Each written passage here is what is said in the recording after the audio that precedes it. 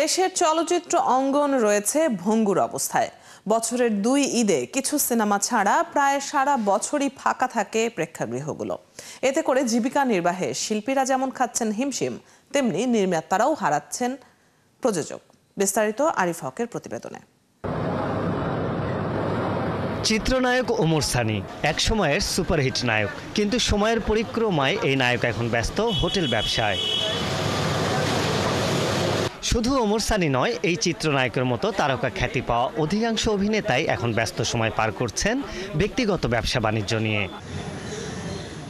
সিনে সমালোচকরা বলছেন, 2 ঈদ ছাড়া চলচ্চিত্র শিল্পীদের হাতে নেই তেমন কোনো কাজ, তাই সংসার চালাতে তাদেরকে বেছে নিতে হচ্ছে অন্য পেশা। পরিচালকদের হাতেও নেই সিনেমা, কারণ এমন ভঙ্গুর ইন্ডাস্ট্রিতে বিনিয়োগের ঝুঁকি নিতে চান না কেউ। শিল্পী নির্মাতাদের এই দুরবস্থার জন্য বিগত সরকারকে দায়ী করলেন চলচ্চিত্র পরিচালক হানিফ রেজা মিলন। বললেন, বিগত সরকারের দুর্নীতি আটকে দিয়েছে চলচ্চিত্রের উন্নয়নের পথ। এটা তো আর একদিনে হয়নি, এটা হয়েছে একটু পিছনের দিকে যেতে হয়। যে একটি সরকার ছিল অবৈধ সরকার, এমন কোনো সেক্টর নেই যেখানে লুটপাটের রাজত্ব না হয়েছে। সেই তেমনই একটি সেক্টর তথ্য মন্ত্রণালয়ের আন্ডারে বিএফডিসি, এটা এই ধ্বংসের বাইরে না।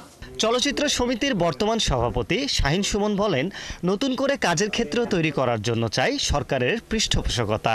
কাজের ক্ষেত্র নাই, পরিধি নাই, আমাদের লগ্নিকারক নাই, আমাদের প্রদর্শনের জায়গা নাই, অনেক সংকট আছে।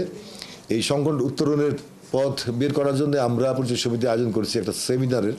চলচ্চিত্রকে এগিয়ে নেওয়ার জন্য প্রত্যেকের সহযোগিতা চাইব। যারা বিত্তবান মানুষ আছে, কর্পোরেটের যারা ব্যবসা বাণিজ্য, বিজ্ঞাপন সবকিছু মিলে যারা লগ্নি করার মতো মানে সুযোগ আছে যাদের, আমরা চাইব তাদের সম্পৃক্ত করতে পারলে আমাদের চলচ্চিত্র হয়তো বা কাজ ক্ষেত্র তৈরি হতে পারে।